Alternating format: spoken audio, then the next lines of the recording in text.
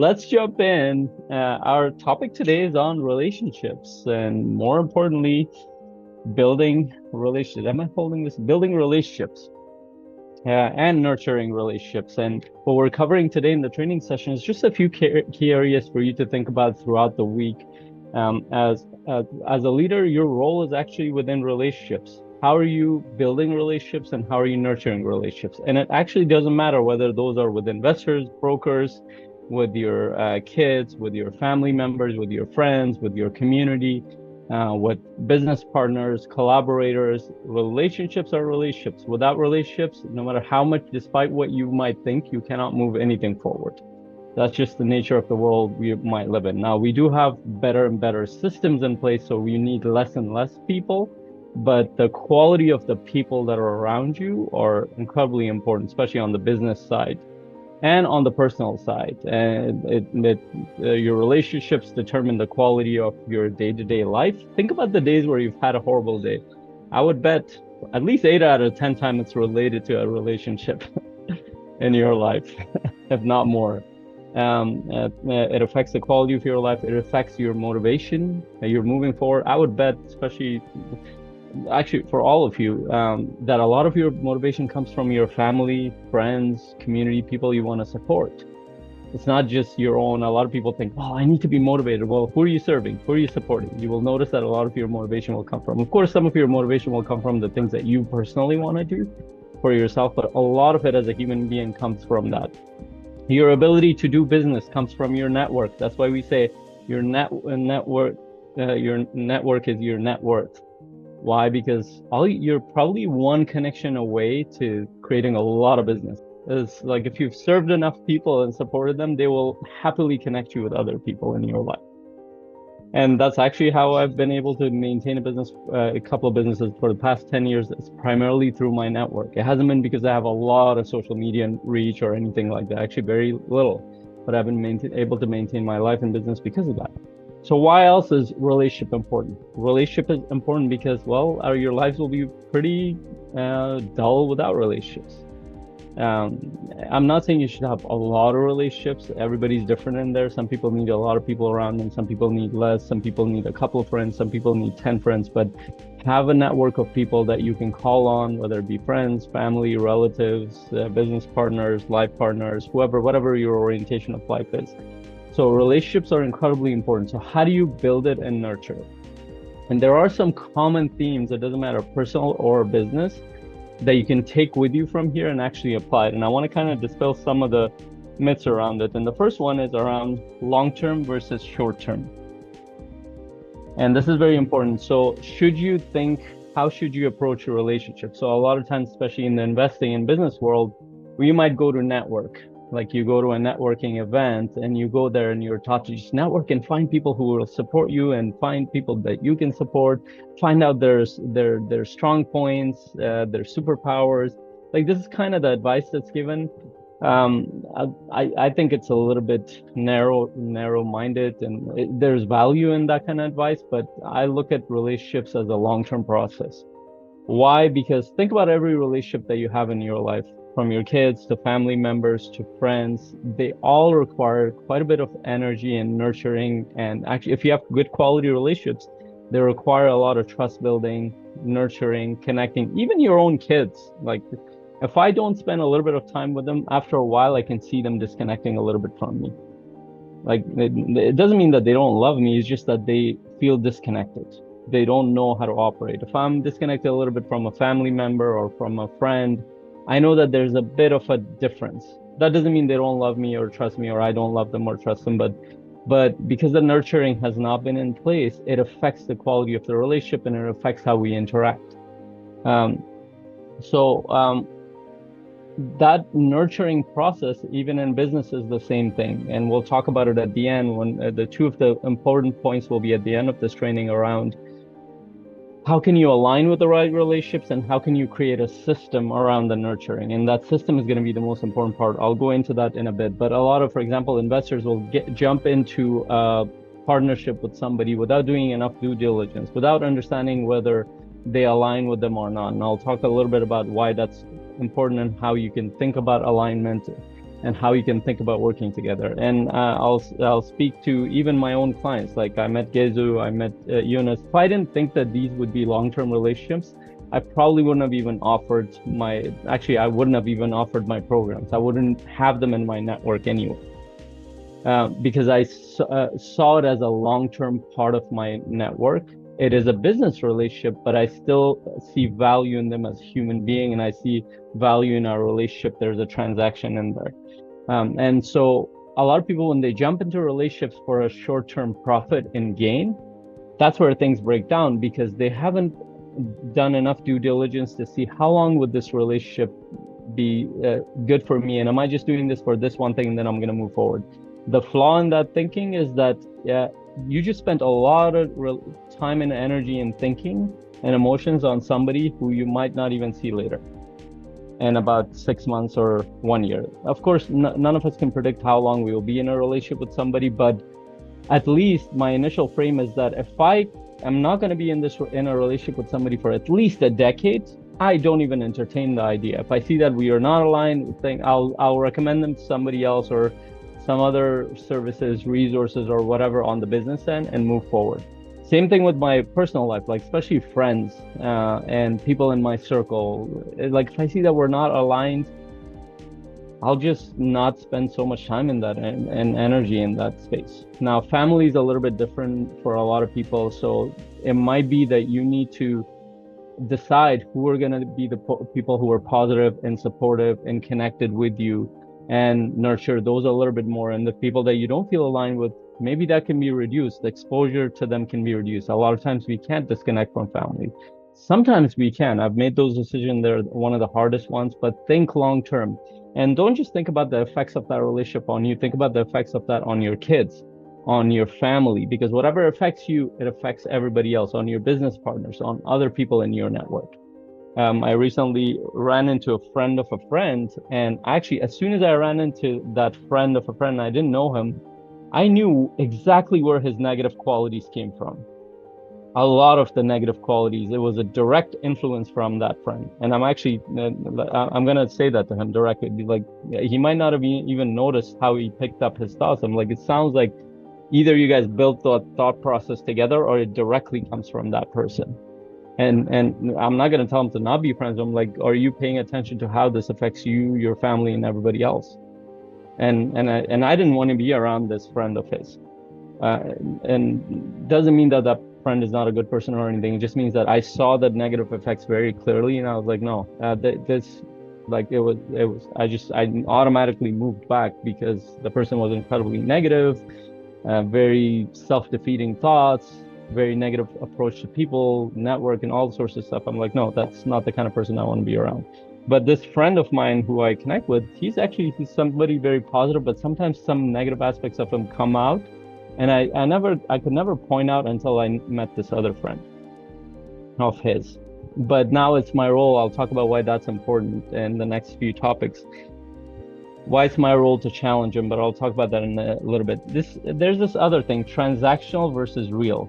So a lot of people think that there is such a thing as non-transactional relationship, but in reality, actually, every relationship is transactional. It's just a matter of what kind of transaction is it. So for example, even with my wife, there is a transaction there. The transaction is that we both, yes, of course, we have a connection, we have love, we have a deep appreciation, respect for each other, but there is a transaction of us building our life together. Now that transaction is very long-term, and for us, it's if we can, the rest of our life, we want to grow old together. That's our value system around it, but it's still a transaction that we support each other, learn from each other. And the transaction is not necessarily money or monetary, but the transaction might be respect. The transaction might be care for each other. The transaction might be how we treat the people in our life. The transaction might be is how we support each other, learn from each other, and share experiences, positive or negative, with each other. That's still a transaction, but a very long-term transaction. So I don't think there is such a thing as transactional versus real, because a lot of people have that in their mind, but what kind of transaction is it, and what transactions are valuable, which goes back to the last one, which is long-term versus short-term. So if you have a long-term relationship, usually the transactions are much more valuable. So like I said, my frame is at least 10 years, I see myself in a relationship with this person, whether it be business or personal. Then I pursue it further. Then I nurture it further. And for me, even if there is a transaction, even with you guys, we're in a business relationship, but I look at you as human beings that I can learn from. It's not just you're giving me money and I'm giving you services. I also look at you, and this is why I frame it at around a 10-year thing, because you affect my thinking, the way you think. You affect my emotions. Your network affects my network because I'm going to be getting referrals and connections from you. You will be getting connections or referrals from me. What kind of people am I connected with? So each one of you is handpicked for that reason. And I mean that very intentionally. And I want you to get in that state. Who are the people that are coming into your network, whether you're selling a product or service, or you're networking with them, or you're building partnership with them, business partnerships with them. I learned that the hard way with my business partnerships, that it took a while, even though I was intentional. There are things that I didn't understand, but after 2-3 years of being in partnership with them, I've just begun to realize, holy shit, the business partners that we have stayed together, we're very much aligned in a lot of ways. We understand each other, we support each other, we're authentic around each other. So many things that I'm talking about are aligned in this there. So I needed to do a lot more work than I did before with 3 other business partners that it didn't work out with. There was a lack of alignment. Nothing wrong with them, but it was just a lack of alignment. And I'll leave this part with, remember that there's this phrase that says, you're not everybody's cup of tea, and neither am I. So just because you don't get along with somebody or you're not aligned with them doesn't mean there's something wrong with you or them. It's just that they are in a different sphere. There are 8 billion people on Earth. You will not get, it's almost 100% certain that there will be a set of people or a group of people or individuals you will not get along with. And that's okay, whether that be in business or in your personal life. So decide who these people are going to be. What kind of people do you want to be around? And I encourage you to actually sit down and work through that. It's like, and this is where the rest of it will come in. And this piece is authenticity. Authenticity always connects to honesty. A lot of times we can't even be authentic. It's hard to even be authentic with the people closest to us. Like, how do you feel when you're around your spouse? How do you feel when you're around your siblings? How do you feel when you're around your parents? How do you feel when you're around your kids? What is the quality of these relationships? And it's actually one of the hardest things to be honest and authentic about. If I feel disconnected, I need to deal with that. If I feel like I cannot be my true self, or to some degree that I want to be I need to deal with that. Either I'm building a closer relationship or I'm deciding what the boundaries are. And especially with the people in your life partner, for example, if you guys have some kind of disconnection or lack of alignment, that needs to be dealt with very quickly, because almost every decision you're making affects each other the most. And then the rest is the outer people from that inner circle. How are you aligned with them? How are they affecting you? So that your authentic self, if it's not showing up, then it affects you. So it's same thing with investors and collaborators. When you meet an investor, do you really want them to invest with you because of the way that they are, the way they think, even though they have the money? You need to think about that. Same thing with my clients. There are clients I have said no to, even though they were willing to pay me $30,000 up front. Why? Because I see that creating problems I see problems way ahead when it comes to those things, because I don't just think of the money piece. I think of, okay, how is this relationship gonna go? Who are the people I'm gonna connect with? If my answer is that I don't really want people like that in my network, then I probably don't even want to move forward. Same thing with investors that you connect with, business partners who will claim a lot of things, be like, oh, I'm like this. But if there's a misalignment, I would explore that further to see if that's going to show up later on, 5 years later, 6 years later. Now, there are a few I'll talk about the skill sets in a bit, but let's talk about vision and values. I've talked about this quite a bit, but this is where alignments and lack of alignment comes in. If you are going to be partnered, especially with people that are closest to you, like your life partner, business partners, people you have a lot, you're going to be around a lot, or even like an executive assistant, I want to understand their value system. I want to understand their vision for life or for business. I want to understand how they think of other people around them. I want to understand how they treat other people, not just in business setting, but I want to see them in their personal life a little bit. It sounds very uncomfortable when you get to I made an effort to get to know my partners in their own setting, around their family, around their friends. Why? Because I really needed to know how they are with each other.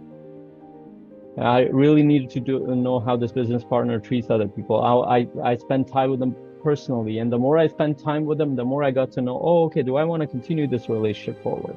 Same thing with investors or clients or whoever or collaborators. There are collaborations that I've said no to when I watched the way there's nothing wrong with them, but I knew that if they operated like that, I would get frustrated and I wouldn't want to be around them. And finally, the last piece of this, minus the skill sets that I'll talk about, is follow up and nurture. A lot of us actually are not very good at this process, especially if you're somebody who is very motivated and you have a lot going on. If you get connected to an investor or even a family member or a friend, you're going to lose track of that relationship. So what's your system? Are you going to remind yourself on your calendar, or are you going to build a CRM around it? I've actually started building a CRM for my family and friends. I'm going to be continuing that forward because I lack in that area. When I get busy with work and other stuff outside of my family, I've dropped the ball on a few relationships. And then later on, I realized, I'm like, no, that's not fair. What if I set up the same reminder system that I do with my clients? What's the difference? I'm building relationships on both sides. It sounds weird to have a CRM for your family and friends, but I don't care. It's something that reminds me to do this. Something and if it happens naturally, great. But if I miss it, then at least something is reminding me because I have lots going on.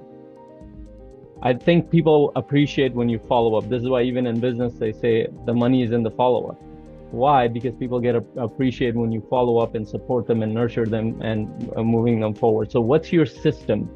Don't just rely on your memory. I guarantee you will drop the ball on almost everything, because not for generally for anybody, but you're trying to run multiple businesses or a business and a job, family, taking care of yourself, so many things happening that you will drop the ball on your relationships at some point. So what's going to remind you, or who's going to remind you, or both? And that might be a very important step to think about. Would that be your calendar system? Would that be your CRM system? Would that be something else? And what value are you going to send to them, even if you don't see them enough? Is that value to just give them a call? Is that value to send them something of value? Is that value to meet them at some point or create some kind of collaboration? What is the value you're bringing in their network? And ultimately, if you can think of value to the people closest to you and farther out from you, you will build a really strong network of people. And like I said, going back to the original, that you might just need one person, one connection in your network that will blow up your business, that will improve the quality of your life in a way that you might have not thought of before. One friend that could completely change the way you look at life. One life partner that would completely change the way you look at the future. One mentor, one coach. It doesn't take a lot. And I want to finally end this with some skill sets. So a lot of people, when they get in relationships, they forget that you need skill sets to be in relationships. And some of those skill sets as a primary foundation, one is listening. And listening is actually a very active skill set. Most people think that this is more passive. You're sitting there. Actually, it takes a lot of mental bandwidth if you're really listening to people, which means that you're listening to really understand what they're trying to say. And bridging the gaps of what you understand, what you perceive versus what they're actually saying. And not just listening to the words, but looking at their body language, their emotions, you're fully with them. And that is a hard thing to do in the world right now. So how are you listening to the people around you? Are you looking at your life partner when they're talking? Are you paying attention to the words, their tonality? It's a hard thing to do. It's hard for me a lot of times. When you're with a friend, are you kind of half distracted? When you're with an investor, you're trying to say, well, how can they invest 50,000 with me, or versus what are they going through? Would this actually help them? When you're with a broker, how can you add value to them? What are they actually saying? If you're listening, you're actually actively paying attention, and you're processing, and you're letting them know that you're hearing certain things. Empathy is a incredibly important skill as a leader, which means that what is empathy? So I like Dr. Brene Brown's explanation around this. Like, sympathy might be is like if somebody falls into a well, you go by there and you look at them, you're like, wow, that's too bad you fell. Maybe I'll call somebody. You sympathize with them. Empathy is you go by the well and you're like, oh, are you okay? Is everything good? I'm gonna sit with you here until we get some help, or I'll make sure I get the help and I'll come back and check on you. And I see that, are you okay? Is everything good? what are you going through? He's like, I understand that you might be in a struggle right now. Like, you're really connecting with the struggle they might be going through, or whatever challenge or whatever life circumstance they're going through. You're with them and they feel like you're with you without you having to drop yourself in the well. So as soon as you drop yourself in the well, somebody else would have to empathize with you too.